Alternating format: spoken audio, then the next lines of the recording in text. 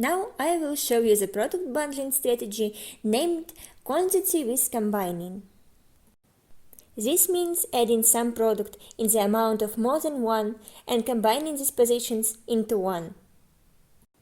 When the customer chooses the variant, it applies to the entry position of that product.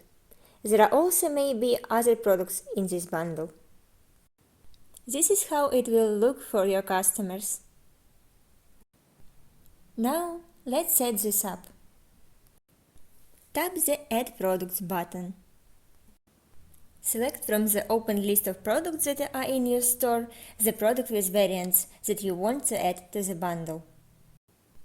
Then just tap the Add button. Select an additional product. Adjust the product quantity via the arrow button. Enable the Combining into One Position option.